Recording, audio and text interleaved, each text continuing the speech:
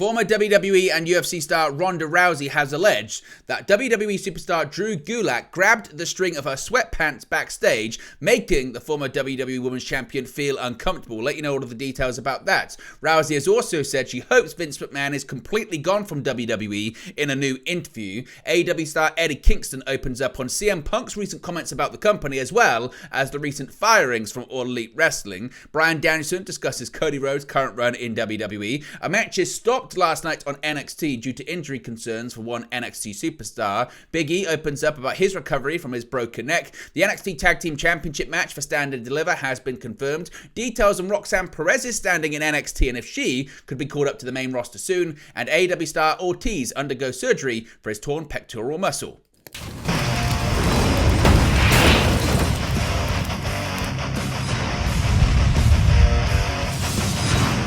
Hey guys, welcome back to Wrestling News 365. Hope everyone is doing very well. As always, there are plenty of news stories to get into in the world of professional wrestling. Let's start off talking about Ronda Rousey, who has put some allegations towards current WWE star Drew Gulak in a new interview whilst promoting her book.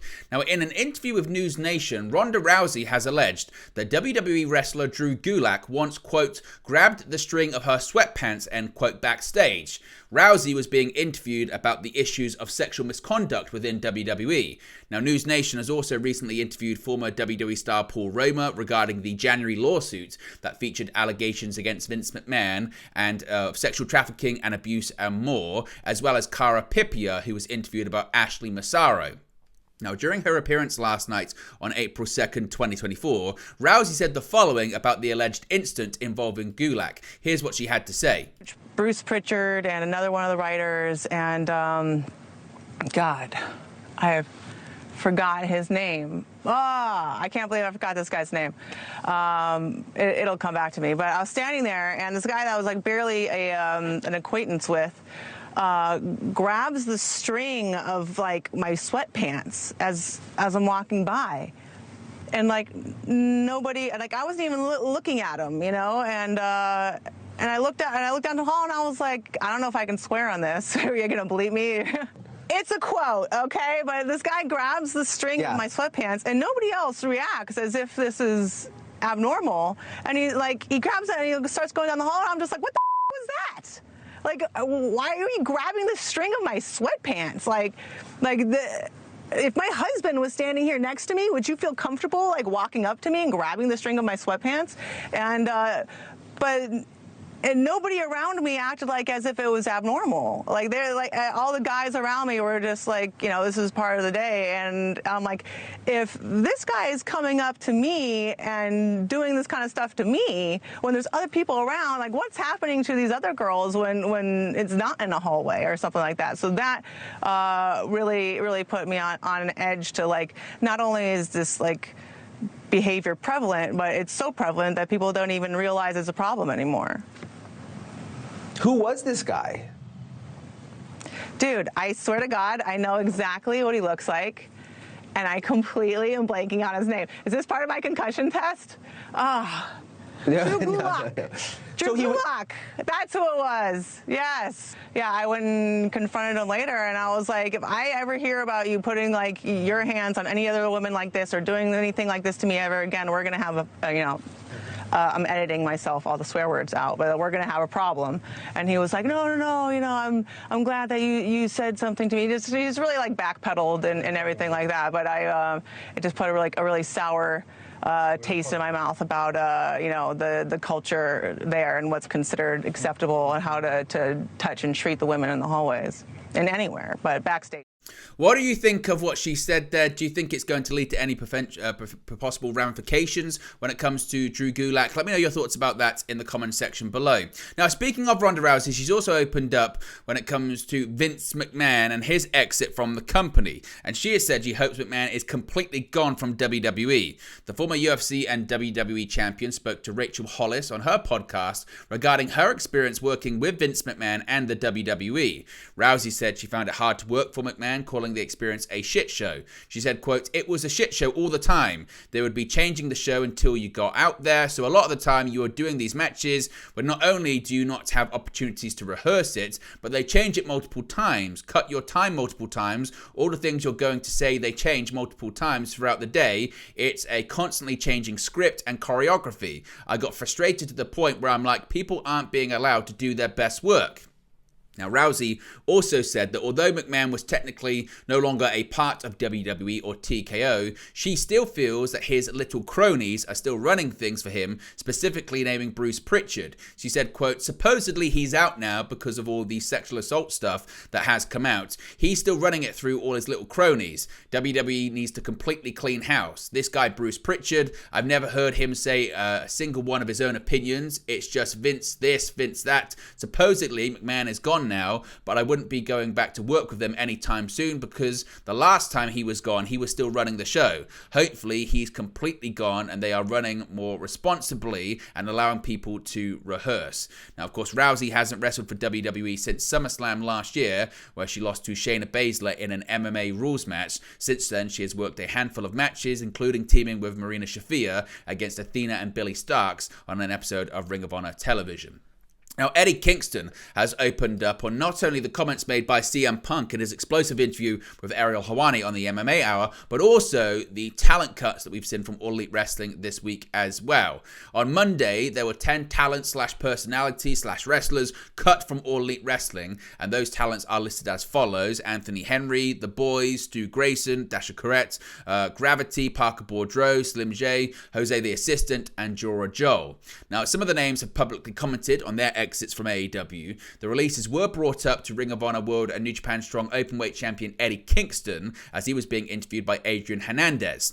Now, Kingston was initially asked about CM Punk's comments about AEW, but he stated that he's more concerned about those who lost their jobs than what Punk had to say about the company. He added that his heart goes out to the released talent. He does not think it's right or wrong, but feels it's just the business. That does not mean, just because it's business, that doesn't mean he's not hurt about it. Here's what Eddie Kingston had to say about the departures. No, seriously, that's what it is. You know what I'm more concerned about?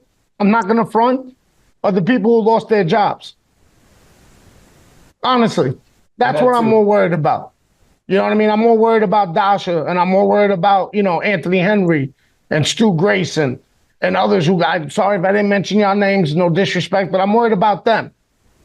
You know what I mean? My heart goes out to them because I know how it feels to lose a job. You know what I mean? Not just, a job. Either way you look at this, wrestling or not, it's still a job. And that's how you feed yourself and your family. You know what I mean? My heart goes out to them. That's what I'm more concerned about than what Phil said. Because the people who got let go did work for us. And now they have to find another way to make ends meet. And that's what concerns me more. Whether I knew them, because some I knew very well, some I didn't. My heart goes out to them. You know what I mean? I'm not saying it's right. I'm not saying it's wrong. What I am saying, it's the business. People get hired and fired daily. It's just part of it. But still, it doesn't mean it doesn't leave me heartbroken that some of the people like Dasha that I won't see every week, who I loved seeing every week, who put like a smile on my face every week I saw her. You see what I'm saying? Yeah. That's what I'm more concerned about. And that's what, I care. I care about that more. That's it. Now, when he was asked about CM Punk, he did have some comments. He said, quote, "And he doesn't work for us. I don't give an F. Honestly, he doesn't work for AEW, so I don't care. That's it. I'm not even mad. If it sounds like I'm mad, it's just the way I talk. But no, I don't care. I know other people do, but I really don't give an F because he doesn't work for AEW. That's the way I look at it. If he worked for AEW and did that, then I might feel a certain way for a little bit, and then I would just let it go and go, well, that's Phil being Phil. Can't control him. That's his thing. He ain't me, and I ain't him. But he doesn't. So I don't care what he does." So Eddie Kingston saying he doesn't care about what CM Punk said about AEW, but his heart does go out to those who have lost their job this week. And speaking of AEW stars, Bryan Danielson has opened up about his close friend Cody Rhodes' current run in WWE. Of course, Cody Rhodes has become the most popular babyface in not just all of WWE, but maybe some of the biggest babyfaces currently today in pro wrestling. Rhodes' popularity has been the most comparable in recent history to the surge that Bryan experienced in the lead up to WrestleMania 30 a decade earlier. Bryan Danielson and Cody Rhodes are no stranger to one another, becoming friends during their time together in WWE, and once again working for the same company in AEW when Bryan made the jump in August of 2021. Speaking with Sports Illustrated, Danielson discussed Cody Rhodes' current run in WWE ahead of WrestleMania 40. He said, quote, "I'm really proud of Cody. What he's doing is really special." Now, Rhodes is set to challenge Roman Reigns for the undisputed WWE Universal Championship at WrestleMania 40 in a rematch to their WrestleMania 39 clash. On texting Cody ahead of his showdown with Roman at WrestleMania 39, Bryan said, quote, "I texted Cody last year just saying I was so proud of him and congratulations. Then the finish happened and I was so mad." On his relationship with Rhodes, sustaining through both men working for opposing companies, Danielson said, quote, "This is the beauty of professional wrestling. There may be animosity and tribalism amongst fans or people who run companies, but the wrestlers, we want what's best for each other. From a wrestler's perspective, I want my friends to do well, and they want me to do well too." On Cody texting him after his Iron Man match against MJF in 2023, Bryan said, quote, "I want what's best for Cody. It's no different with him. Cody texted me after my hour-long match against Max and told me how much he loved it. There are plenty of friends from WWE who reached out and complimented different things I've done in AEW. I've done the same for friends in WWE. I want my friends to succeed. We like the fact there are two competing companies. That's good for wrestlers, and the wrestlers want each other to succeed." Now let's talk about NXT last night. It was concerning scenes when it came to NXT superstar Joe Gasy. Now on last night's episode of NXT, a match was stopped for a seemingly real concern for wrestler safety, with the referee using the X hand motion and ending the bout. In a match between North American champion Obafemi and Joe Gasy for the title, it appeared Gacy's head smacked against the mat when landing after being thrown by Femi. With the referee checking on Gasy when he seemingly didn't get up for a planned spot, the ref immediately put up the X hand sign as the camera cut away from showing Gasy at all, and the match ended. The camera remained fixed on only Obafemi, as it was announced that due to referee stoppage, Obafemi had retained the North American Championship. Well, we got some more details in this come courtesy of Fightful Select. Now, as I mentioned, Joe Gasy faced off with Obafemi on last night's edition of NXT, and after a brutal slam from Femi where Gacy's head struck the canvas hard, the match was quickly called off, with trainers being called into the ring to check on the NXT star.